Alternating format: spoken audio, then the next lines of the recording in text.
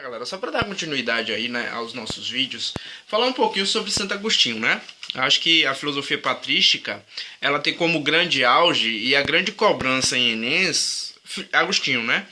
Na verdade, Agostinho, ele que expande a filosofia patrística.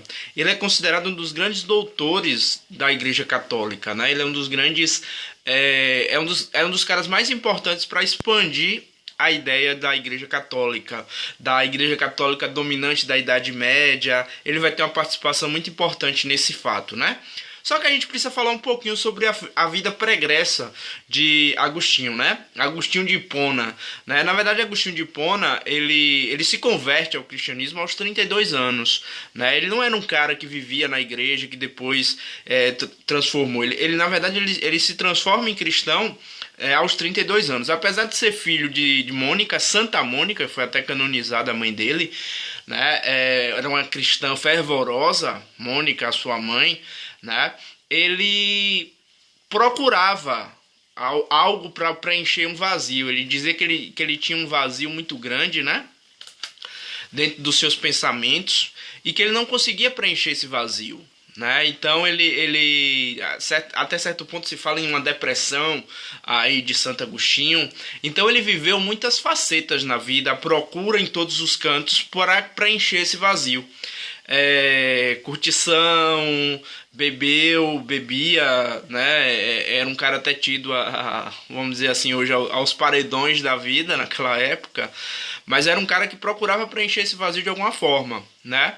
Ele tenta ser convencido pela mãe a partir para o cristianismo. Na verdade, ele lê o Antigo Testamento. O Antigo Testamento fala de um Deus que castiga, né? Além de um Deus bondoso, um Deus que muitas vezes é rigoroso. E essa parte do rigor e do castigo, do Deus que castiga, isso meio que afastou Agostinho naquele primeiro momento do cristianismo. Ele não se sentiu bem. Ele não sentiu que esse vazio se tornou preenchido com a doutrina do Antigo Testamento, né? Ele procura também no maniqueísmo, né? Uma religião ali do maniqueísmo, né? O maniqueísmo é um dos grandes influenciadores, por exemplo, do bem e do mal, né? Essa questão do bem e do mal, do juízo final, é influente bastante no cristianismo e vem do maniqueísmo, né? Então, essa questão de bem e mal, né? Só que o que não atrai Agostinho é porque o maniqueísmo ele fala de um mal natural, de que o mal é natural a todos nós. O bem e o mal é natural. Essa parte para Agostinho é que faz com que ele se afaste do maniqueísmo. Ele não se sente preenchido pelo maniqueísmo nesse momento que se fala, né, entre bem e mal, quando se fala que o mal é natural. Isso afasta Agostinho do maniqueísmo, né? Então ele viveu diversas correntes, ele tentou ir para diversos caminhos, né? Aí ele começa a ler a Epístola de Paulo. Ele começa a ler a Epístola de Paulo juntamente com as ideias de Platão. Tanto que ele é considerado um neoplatonista, certo? Ou seja, ele traz as ideias de Platão para dentro do cristianismo. Muitos vão dizer que ele cristianiza as ideias de Platão. Tanto que Agostinho vai dizer o seguinte, que Platão era um cara sensacional. Só que Platão bateu na porta do céu e não entrou, porque ele defendia uma razão exacerbada. Ou seja, para Agostinho, o grande pecado de Platão foi usar a razão sem usar a fé. Foi usar apenas a razão. Por isso ele bateu na porta do céu, mas não conseguiu entrar. Então ele cristianiza as ideias de Platão, né? Aquela questão do mundo sensível, do mundo das ideias, né?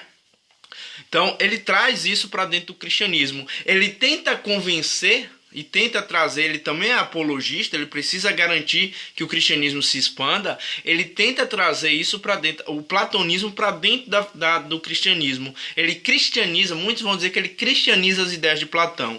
Então por isso que ele é considerado um neoplatonista. E lendo as epístolas de Paulo, que fala do bem, do Deus bondoso, do grande bem que é Deus, e lendo as questões de Platão, do mundo sensível, mundo das ideias, ele decide aos 32 anos se tornar cristão. Ele toma o caminho dele. Ele diz que encontrou o verdadeiro amor em Deus, né? Aí é que ele diz que é preenchido o seu vazio. O amor que ele procurou em todas as facetas, em todos os locais, ele encontra quando encontra a Deus, né? Quando encontra Deus e quando segue esse caminho a partir das epístolas de Paulo e lendo também as ideias de Platão, né? Essa questão do mundo sensível, para Agostinho, o mundo sensível seria o reino dos homens, né? Esse reino que a gente vive, esse mundo que a gente vive, o mundo da terra, o mundo material, esse seria o mundo sensível, o reino dos homens, né? Que ele chama Platão chama de reino, ou Platão não chama de reino, Platão chama de mundo sensível, ele vai chamar de reino dos homens. E o mundo inteligível, o mundo da razão para Platão, o mundo perfeito para Platão, vai ser, segundo Agostinho, o reino dos céus, né? Que todos que se convertem ao cristianismo chegariam ao reino dos céus, né? Ele vai falar também de um Deus criador do antes, do agora e do depois, né? Que Deus cria tudo, né? Inclusive o tempo. Para ele, Deus é criador do tempo.